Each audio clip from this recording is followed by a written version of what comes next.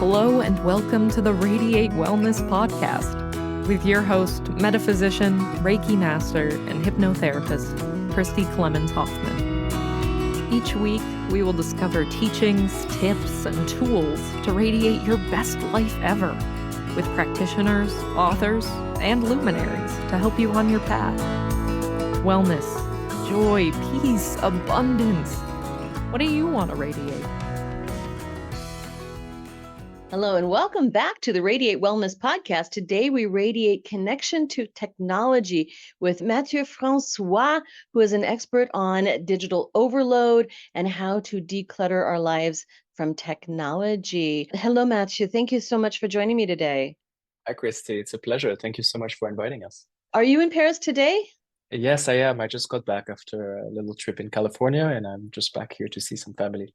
Oh, wonderful. I just got back from Paris not too long ago. So this technology landscape that we're in right now, this is a bit much, isn't it? Tell me about the work that you do with reducing this digital overload and helping people to acclimate to their technology.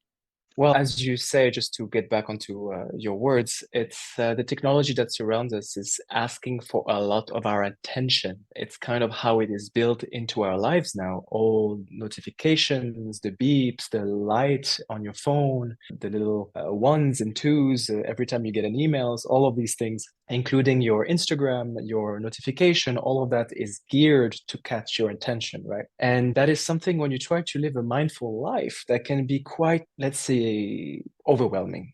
At least for me, it was. And so I tend to be somebody who doesn't let these things push me down. And so what I do is I ask myself, how can we use these things to do the opposite effect? We always say and talk about these things negatively, but I don't think it has to be negative if we have the right intentions with them. So the idea for us was to integrate our intentions into how do we use that technology for our best.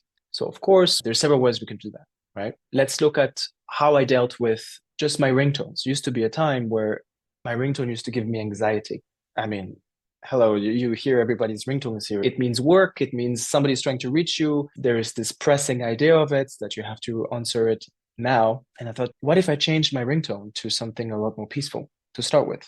Right. So that already helped a little bit, but then there's a lot of other things that I've gone through. My alarm in the morning, that's the first thing you listen to. Right.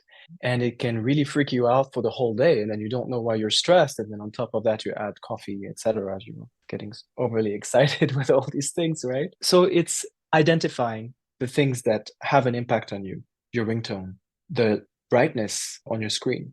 That's very important, especially if you're looking at your screen at night, even if it's to check out your beautiful profile and your podcast. You want to make sure that the brightness goes down because it has an impact on your retina and your nervous system. The things that you read, all of these little things, I know I'm getting all over the place right now, but just thinking about it can be overwhelming, right? It all adds up, doesn't it? Yes, absolutely. And if you look at social media, I was following, like most people, whatever people I would meet and the kind of work that I was in, et cetera, et cetera. And it wasn't really feeding my holistic healing path. Quite the opposite. It was making me feel disempowered or comparing myself and just thinking that, oh, I'm not doing enough. So what can I do with this? Instead of just calling it bad, what can I do with it? Again, same thinking as I did with the alarms in the morning or my ringtones. So what can we do with this? Well, start following things that actually go for and in the direction that you're setting up for yourself. That's what I meant by intention. What is our intention? My intention is to feel more at peace. Great. Find something that's going to, okay, maybe it's going to beep you up every 10 minutes like it does anyhow, but choose what you're being beeped at for at least, right? What are you being beeped for? Okay, you're being beeped because Christy has released something very powerful and interesting about how to heal yourself. That's fine. That's a way to steer yourself in a direction. When you hear people talking about this digital overload, they kind of try to tell you, you need to cut it out completely and that's it. I do think there's space for that. And it should be part of our path to learn how to be able to check out. But if you cannot, because you're starting your journey or because you're working on these platforms, then there's all these little ways that we can go about it. Yes, because this seems to be, it's so pervasive. Well, I'm talking to you from a laptop. We've got Hmm. our devices, our phones, we've got our iPads, we've got our Kindles or readers, and then we've got our laptops and other electronic devices. It's just everywhere. And then you're talking about being in a Hmm. restaurant, in a public place. Everyone's got their ringtones and their beeps and their screens and everywhere all at once. So, how do we know when we are at that overload point? That point where it's starting to affect us negatively. If I can say for my part, when I realized that I was being taken by it, it's when I realized that my fingers would go on and respond to a certain sound. And by itself, I had an automatism to just click on something and find something. And I would be focused on my work, but my phone would ring or it would vibrate. And then I had this response that was not chosen by my conscious self. It was unconscious response. That's when you know that there's a little bit of things going on here and that you should potentially look into it. That's how I saw it for myself. Maybe for you, it shows up differently. For instance, some people have this issue with the waves. Have you ever heard this? That people have Wi-Fi poisoning?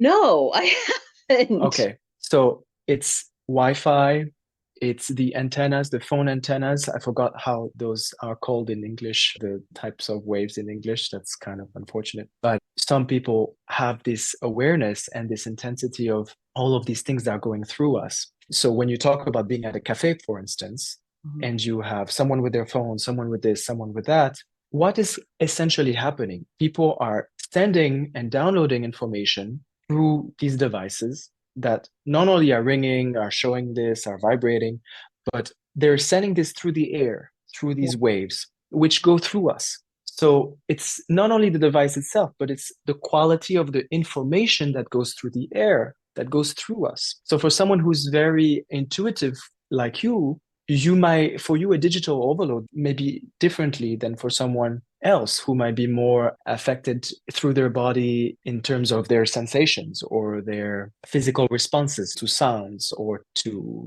notifications. You understand? So yes, there's the So, electromagnetic waves. We call them EMFs. There's the 5G technology. A lot of people are up correct. about that and the 5G transmissions. I'm not sure. I'm not a physicist like that. But Yeah. yes, all these electromagnetic frequencies that are going through us at any given time, that we are very much affected by that. And Hmm. you about the ringtones. I remember even just in the analog days when we had the phones with cords on them, the phone would ring. It's, oh my gosh, who's calling me? It's 10 o'clock at night. Who's calling me? And there being that anxiety, Hmm. even over that technology. Of course. Well, if you wanted to think about that a little bit deeper, do you remember this documentary about Cambridge Analytica? Yes. But remind me, is this with the voting machines? It was not just about the voting machine, but it was about the impact of social media and misinformation on elections and how they're utilizing these social platforms. And these social platforms are designed by people in the Silicon Valley. I'm not spitting on them at all, opposite. I like them very much, but it was their technology was misused for a negative impact, right? So what they found out is that a certain kind of a light or a certain kind of a color of notification bubble that you have above your apps create what you just described with your analog experience of who's calling at that time, right? Oh my God, there's a red one above my app. Who's sending me an email? Who just posted a photo?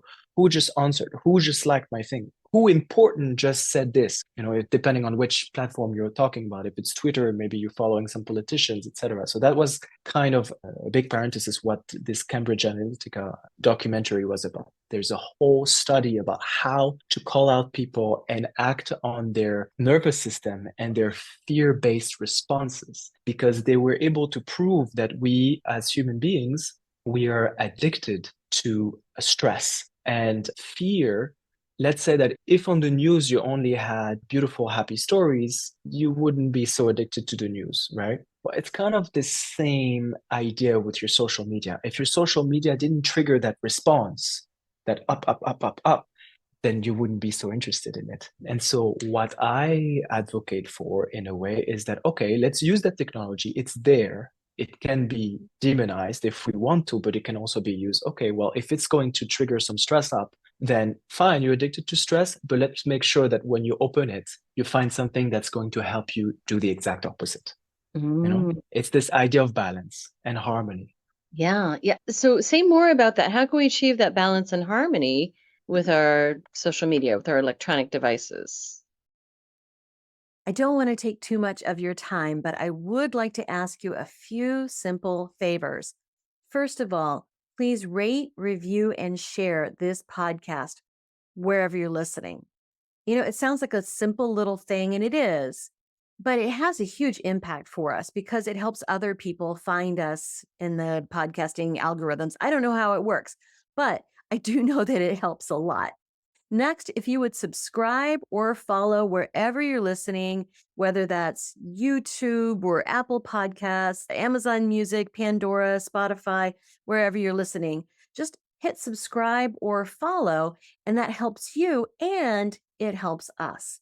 It helps you because then you receive notifications when we have a new episode that's out. It helps us because, again, algorithm magic, I don't know what happens, but it helps. And then finally, you can support our podcast in a tangible way by going to radiatewellnesscommunity.com/podcast and then click on support the show.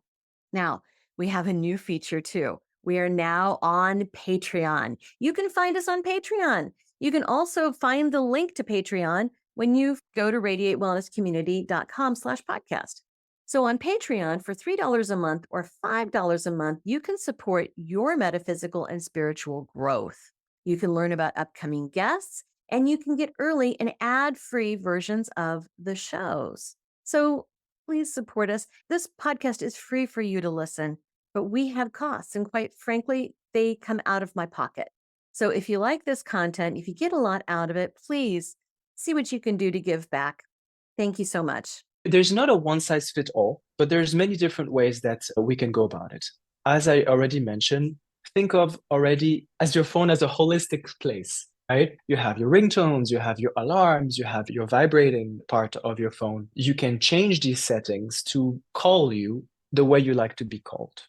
So find that intention. How do you want this to call you? Do you want this to call you in a softer manner? Okay, you choose these different settings, you choose these different ringtones, you choose these different things. You can turn off notifications for certain apps in your settings, right? You can turn them off, but maybe you still want them for a certain time during the day.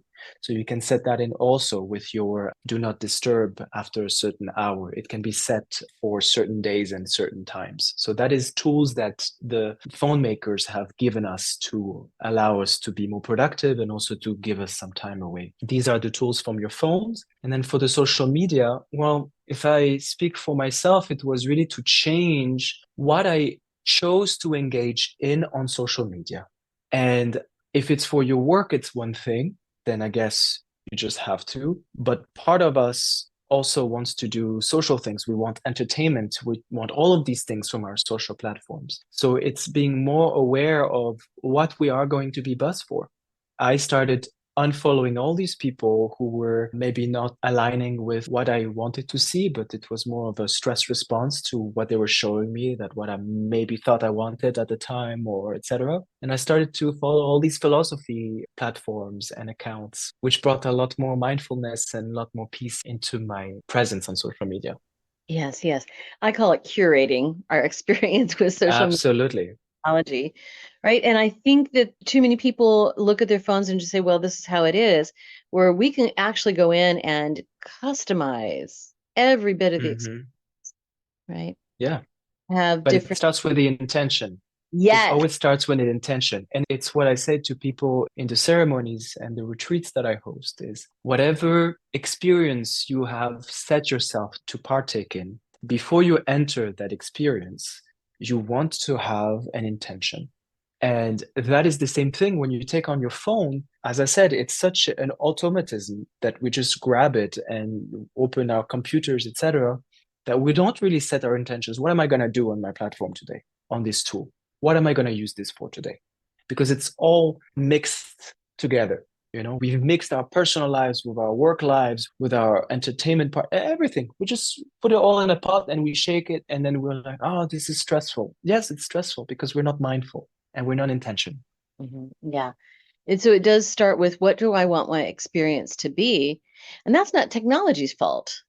No, it's not technology's fault. And that's exactly, thank you for that, because I hear way too much in the holistic spaces and the spaces that I enter that demonizing this technology that can be used for so much, if only we understand it, because it's only at our service. And if we as communities and as human beings, we decide together to put ourselves on platforms that serves us not only physically, financially, mentally, emotionally, and in communities, then we're just allowing somebody else's vision, which might be not your best interests. They might be selling you great tools, but their intention is to maximize your attention. So then you become the product. And if someone is maximizing your attention and is using your nervous system as their cash cow, if I can just call it that way, then you're really at their service. And it just takes work for us to first identify it. It always starts with that. The healing process is always identifying first and then observing while we're still caught up in these things. Your phone is still ringing. You're still stressed by your phone, but now you're aware. You brought awareness. And what can you do with that? Okay, you go step by step. Maybe some of you will want to do that just cut cold turkey, and others will work progressively. And with that newer awareness of what this is doing to you, then you start making changes. That's all these steps. Right. We have to be in control of our technology rather than our technology being in control of us, right? Yeah. And we have to tell it what we want. We do. Yes, we have to program it and tell it what we want. And that's exactly why I built this platform, the Anima platform. For me, it was a process of reintegration. I was not doing what I'm doing now a few years ago. I was living a double life. I had my work life, which was an art dealer, and I had my personal life, which was a lot more sensitive and a lot more holistic. And I did not know how to reconcile these things. And luckily, when COVID happened, I didn't have the choice to keep my business. So I had to close it. And then I had to ask myself, how can I implement all these different parts of myself back into one thing? Right.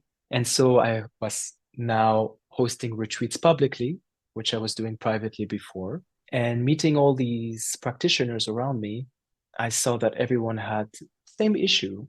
They were bad with their money. They were bad with organizing themselves, bad with marketing themselves, because it implied engaging with social media. It implied with engaging with different kind of tools, with different responsibility, technology, which were uncomfortable for many of them, including me. I had no idea how to use all these tools. And so that's when I decided to create that platform. Yes. So let's go back a little bit. You mentioned the Anima platform. Can you tell us what that is? Yes. So first, let's talk about the name and the logo, maybe. So I'm French German. So I come from a Latin background, let's put it, although we're not seen as this way. So ad anima means add towards, and anima, the soul. So anybody who listens to this podcast and has done some Latin at school would say, yeah, it's missing an M because it's supposed to be ad animam. Yes, we just remove the M because it sounds nicer, ad anima. And then we use the hexagon shape because it's this idea of harmony. The hexagonal shape in nature is the most harmonious shape there is. This is why beehives are like that. But it also is because it's the most efficient way to store liquids, right? But it also represents healing and harmony, healing the heart. And so that was the intention for this. Okay. So now that we understand the name and the logo, the shapes for it, that platform is a way for us to reconnect to our multidimensionality. So any modalities, any holistic practitioners who needs a space to host their services, to host their events, will have a place there. It's a community for us through a technology that, yes, will send you notifications, of course, but with that intention. It's a marketplace, but it's much more than that. It's your support. It's a supportive community. We organize retreats, we organize events, and we want to make that connection between providers, practitioners to work together because most of the platforms that you see out there, including the big social media platforms who are now integrating scheduling and things like this, it's very segregating in a way. You're parting people to work on their own, to compete with each other, when really at Anima, that's not what we stand for. Of course, there's competition. There's healthy competition, but we want to allow people to work together.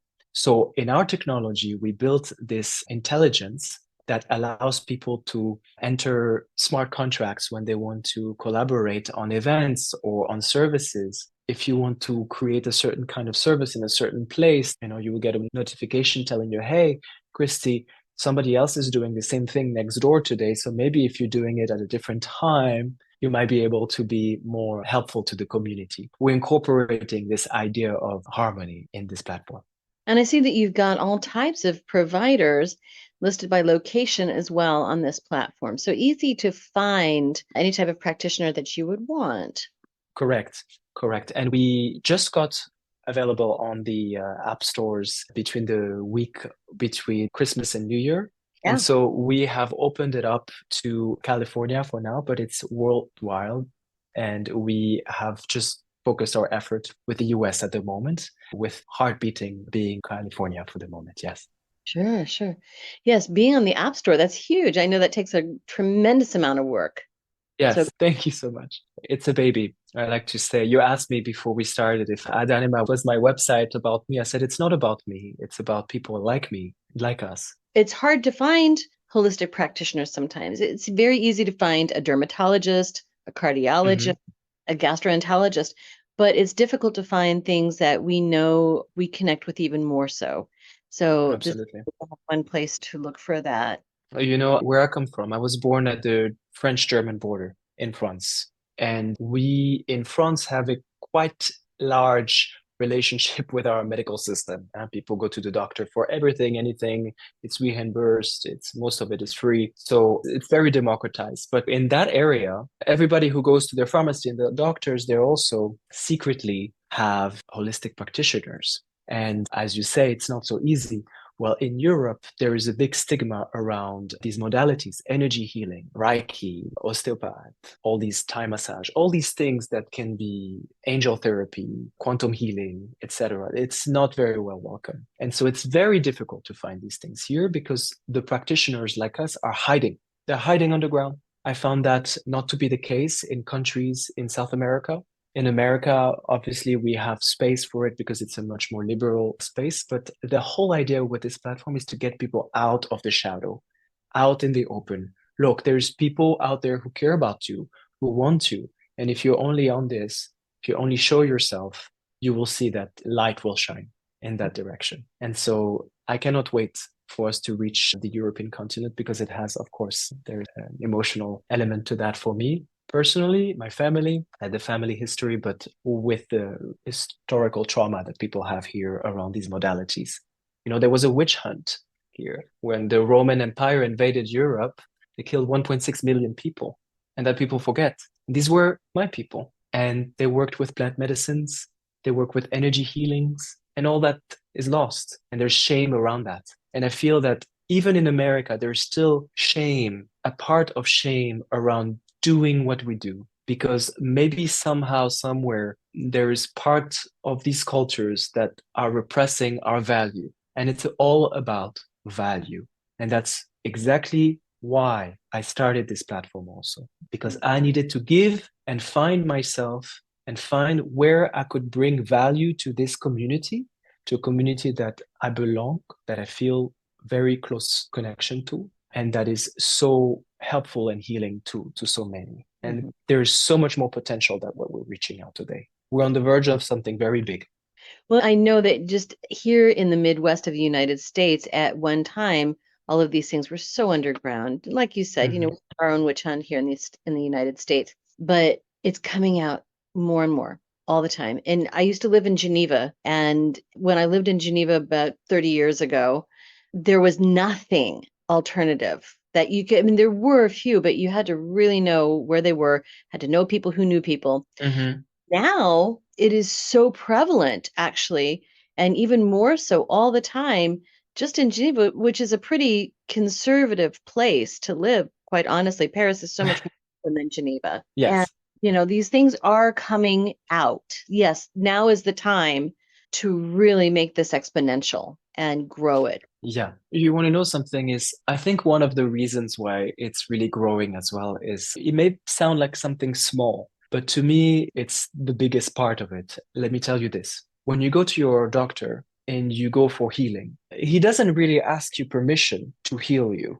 He doesn't really ask you for your consent for his advice. And one of the most beautiful things that I've learned with indigenous people in South America is that as a healer, whether you are a medical doctor or a holistic practitioner, there's a big difference there. When someone comes into a holistic practitioner, there's first of all that expectation they have to go through, that it is completely different from the medical doctor. And the holistic practitioner has that relationship with his client that it needs its permission. It needs the agreement. It's an energetic agreement that you need to have with the person to be able to help them. And so people are seeking that connection of this agreement. They want their power back. And it goes through all levels of society. You hear it with everything. People want their power back. I want to decide for myself. I want to own this. I want to decide, what can I do with myself? How can I move forward? How can I heal myself? How can I deal with the laws in my country, et cetera, et cetera? So when it comes to their health, and you're talking about Europe, Geneva, et cetera, it goes there too. I want to have that relationship with my healing. Somebody who deals with the holistic aspect of it, they understand that you need someone's consent. You cannot heal someone that doesn't want to be healed. And matter of fact, you're not actually healing them. They're healing themselves. You're just allowing them to heal themselves through your relationship. And so if there was one thing that I had to pinpoint that was the reason for this, would be that relationship, that agreement that we're making, that we want to make now more and more. Yes, I agree. And being intentional and mindful about it, right? And seeking that out. Now, I'd like to switch gears a little bit, if I may, Mathieu, is that we were talking about earlier sound healing and sound in terms of frequency, et cetera. Before we started recording, we started talking about sound. Is that something that you are working with, is sound healing? Absolutely. So I have myself a certification, but I don't practice. I like to work with sound healers in the experiences that we create, because sound is, as you know, as we know, and the people who are listening probably also, the oldest medicine known to men. In all the religions that you would possibly be able to read, it talks about how sound created the world and how essentially we're vibrating energy. So working with the vibrations is surely the best and the most transcendental way to work with our holistic health. We were talking about the technologies that we're using. Yes. And I made the distinction between the sound bowls and the instruments that are known to many generations before us. But today there is something that's happening with technology, that we are on the verge of something really, really, really incredible with beamforming. Is part of it. It's when they're able to direct a sound wave to a very specific place in the space. Think of the sphere in Las Vegas, for instance. I know it's a terrible example, but actually the technology is there. And that technology is allowing us to focus these vibrations exactly where we want it at scale. So just imagine the power that merging ancient traditions, sounds, knowledge about frequencies, certain instruments, how they can be played, melodies that we've used, chants that we used, and actually using our technology to amplify these powers, amplify this knowledge. And that's what I was kind of telling you before we turned on the recording. And that gets us really excited. And I was even more just in the Middle East in a war zone, talking with people who are dealing with heavy traumas, and they're utilizing plant medicines such as marijuana, and how our consciousness and body is reacting to sound when we work with marijuana, and the technology of the beamforming and stereo, different kind of devices to gear us to, in a conscious way, move us and push these emotions or blockage out of the body and move through it, which is exactly what people are doing in the holistic modalities, right? And I'm a huge advocate to incorporate technology as part of the holistic space. It belongs there. Because Technology is a tool. It's just a tool that we can use for so Mhm. many different things. Yes. Absolutely. Absolutely. And that for me, holistic means technology too. It Right. means social media. It Yes. means your ringtone too. Now, when you were talking about the targeted, I don't remember the term that you used, but it's like targeted sound, targeted frequency It's beamforming. They call beamforming. it beamforming because it forms a beam. And if you're very interested about this, one of the great example of the ways it can be used, it's in the sphere in Las Vegas. They're showing you, it's great pride for them. They're showing you how you and I could be seated 5 feet away from each other and be listening to completely different sounds. Hmm. And or different language movies without having to hear each other's experiences. And so it's available to us because of that technology, because we can target and we can decide where the sound goes instead of having it fill up the room in a different way, right? So imagine if you can say, okay, Christy has something in her right shoulder because you are energy intuitive and you know that there is some trapped energy there and you want to focus all that energy and sound there, you can. And you can do that. It's quite incredible. The world we're getting into, we're slowly moving from these medicine being medication and surgeries to doing surgeries with sound. And I'm not saying that I'm against surgeries. That's not what I'm saying, but hear me out. We're adding that as a component. We're upgrading our way to do medicine through the technology. And it's all about what the ancient traditions already knew. I made an interview recently about sacred places, temples, and how temples are really sound technologies for, Yes. Yes. yes. And I was just in this beautiful church here in Paris, which is built with sacred geometry. And it is, Saint-Gervais? so this one is actually Église Saint-Eustache. Okay. Uh, it's in Leal. But what happens is when you are present in that space, the way sound travels in the space not only affects your body, but also the way it travels away takes your mind with it. If you follow it, if you focus on it, if you're meditating, when you're praying, etc. So these are our ancient technologies. We didn't invent that. But with the technology that we have today, incorporating these knowledge, we're going through an incredible time, and I'm so excited to be alive to see it. Yeah, it is really quite impressive. Now, of course, it's a double-edged sword. There's the flip side of it, the Havana syndrome, I think it was called, where using sound technology to create illness and disease in Hmm. military assets. Absolutely. So that can be used both ways. Absolutely. Well, just to go back to the social media and to Mhm. your ringtones, when you have a sound that creates and induces stress in your body, you're actually acidifying your body. You're changing the pH of your body through your nervous system. And I'm not a doctor. I wouldn't be able to tell you exactly how it works. And I don't want to pretend to do that. But if you're interested in that, I suggest you look into it because stress does change the pH of your body. There might be a process in between that I'm not citing, so don't quote me on that, but just know that it does happen that way. And Feel it in the body. mhm, With dissonant music, we can listen to music that the sounds are dissonant and there needs to be a resolution. Otherwise, it creates stress in mhm. the body. Absolutely. And it's about harmonies. Yeah. If you're interested, again, there is this great studies that are made between the 432 frequency and how they change the keys in making music. I think it was in the 18th and early 19th century where they just decided to switch from 432 to what we Yes. have today, and which is not it's not in harmony with our bioprocesses and our biofields. And I found that very interesting because you can use all of these things, the music you listen to, the ringtone, even on here, the way we receive the audio information. What frequency is it on? How is it affecting our bodies? These are all questions we have to ask ourselves. And then once we make ourselves aware, what do we choose? And then that's when the change begins. There's no reason to be mad. There's no reason to be angry. The very reason why it's being used to hurt us, it's most likely to bring awareness to it so we can have a much more conscious relationship to it. Now, I think that this is a technology that we are catching up to. It's like you said, it's been around forever. Harmony and frequency and music and sound has been around since we started creating sound. And I think that we're starting to catch up with this. Have you heard of the harmonic egg? Do you know this device?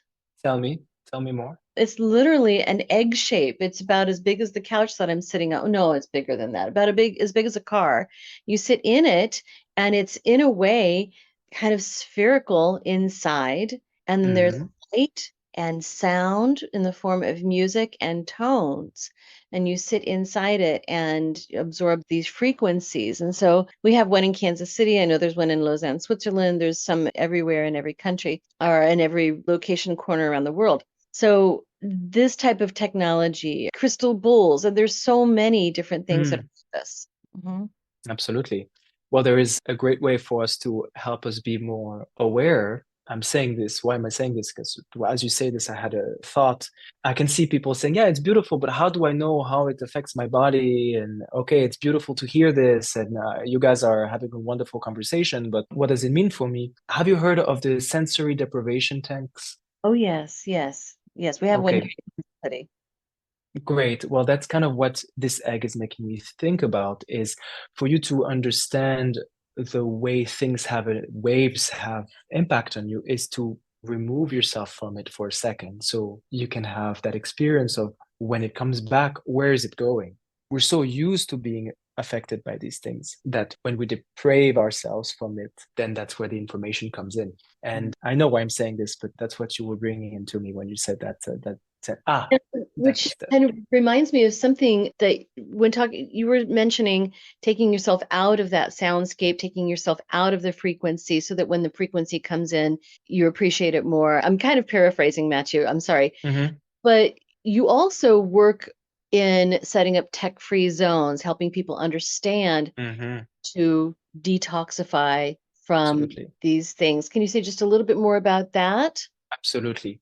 So thank you for the question because we're getting very far away from the subject. So part of the platform, we organize event retreats, which one of them is called My Cilia event, which is in Colombia this October. And it's in the Sierra Nevada, which is a mountain, a sacred mountain in the north of the state, which has, trust me, if you go there with your phone, you're not going to have any service. So there's no EMFs going on. And we are working with nature.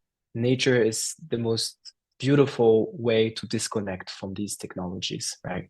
So it's an immersion for 6 days in these spaces with fresh water, with foods grown on the land, away from the craziness of social media or the bustling cities, etc. So we create these spaces with bringing the indigenous people to collaborate and teach about their senses, about their connection to earth, that connection to their body, their emotional world, their mental world, their spiritual world. And that we can only do when we have peace of mind from the technology. It takes us to actually step out of that world for a while, better reincorporate it later on, basically. And this is wonderful. And this is, I think, something that you would agree when we step outside, when we get into nature, we're in a completely different energy, a completely different frequency anyway.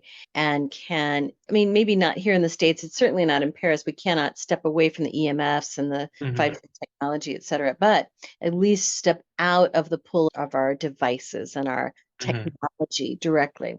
So yeah, it's wonderful to step into a place where there's no cell coverage, there's no Wi-Fi, there's no wonderful. But we don't have to go to that extreme too. We can set up Correct. these zones within our homes. We can go outside without our devices in our pockets. So, I mean, it's possible to do this on the daily, and it sounds like we should at least a couple of times a day. Absolutely. And there's many ways that we can do that. If you live in a house with a lot of people, your husband, your wife, your kids, there are these little pockets that are EMF blocking devices that you can actually put your phones in during a dinner, for instance. And once you close it, it won't ring, it won't vibrate because there's no connection to the internet. And so you can put this on the table, or if your friends are coming in over, you put this on the table, say, put your phone in this, close it, and then we're forced to have a conversation. But we have to agree that until the end of the dinner, no one's opening the box, right? So there's all of these little things that we can do. That's a practical way, right? But if you're by yourself, it can be a little harder. I'm by myself a lot, and it takes work to put this away from me. And so I usually have to enter into a state of meditation and a ceremony. I call them ceremonies. It's really preparing the space. And what I do is I light up candles around and I make a circle around me in candles and I leave my phone out in a different room. And then I will consciously choose to do some yoga or to read something, to gaze at the flames. And I use my senses for that. And it's really what I want to get into with this technology part, because technology and our phones use only a few senses. You can't smell Instagram. You can touch your phone, but you can't touch the pictures. You understand what I mean? What I like to work with is the senses. And this is during the retreats that we do. I usually tell people this beautiful quote from Oscar Wilde. Nothing can cure the senses but the soul, just as nothing can cure the soul but the senses. So why am I saying this? Because you want to have some time to step away from technologies, use your senses, feed your senses, get some essential oils, find some natural, the trees, textures, earth, all of these things. And when you make contact through your senses, a conscious contact through your senses, you will see that your need for technology disappears. Maybe it doesn't disappear completely, but your running to it is much lower. And that's a practice that you do. To start, you want to try, you don't know how to do it? Well, buy 3, 4, 5 oils and then work with them. Work with them. Work with your senses. That is the key. Sometimes I think that the technology is just a distraction from our senses. That's why I'm saying that. So, Mathieu, we could talk about this stuff for hours, but I know that not everybody's got the capacity to listen to a podcast for hours and hours. But needless to say, there's more that we can talk about. But is there anything that we haven't talked about that you think is important to cover? Listen, as you say, I think we can talk about this for hours. And all we do here, and I'm happy to do with you, is to open the door for people. There's definitely things that we can tackle, but I don't think we should move forward with too much of information for people. We gave them so much to think about. So the best thing, if we can just leave them on something, is the senses. Remember your senses. Remember, you are the key. No one out there is going to give you a key. No one out there is going to show you exactly where the door is. You have to find it for yourself. But just know that there are people out there like you, like us, like Christy, are there for that, to help guide you. And so, yeah. Well, and I would add that anybody listening, you are the boss, applesauce. You're the one who gets to decide what technology you use, how you interact with it, what your ringtone is. My goodness, that's an excellent point. You don't want to be causing yourself stress with something that's in your pocket every day. So I would like to plug your social media and this wonderful website. Would you give the URL again for this website that you've built? Of course. So the landing page is ad-anima.com. And our platform is on app.ad-anima.com. But you can find all of that on our social media, on ad-anima on Instagram. And my Instagram is Mathieu-François, Mathieu-Francois. Extra S for super. Yes. Yeah. Thank you so much. And you're on LinkedIn as well, Of course. Mathieu-François Panagal. Yes. Okay, we'll put all these pertinent links within the show notes. Thank you so much for joining me today, Mathieu. It's wonderful to visit Paris just briefly through you today. I'm breathing Paris through you. Thank you so much. Thank you so much for inviting me. It was a pleasure, and I can't wait for our next conversation. Yes, me too. All right. Be well. Don't know what to watch next? Decisions. Well, we've got some suggestions. You can click this little video here and watch that. It's something that we think you're going to like. If you like the last one, you're going to like that one too. You can also click on the subscribe button. And if you do that, then you'll get notifications whenever we have a new video up. Win-win, right?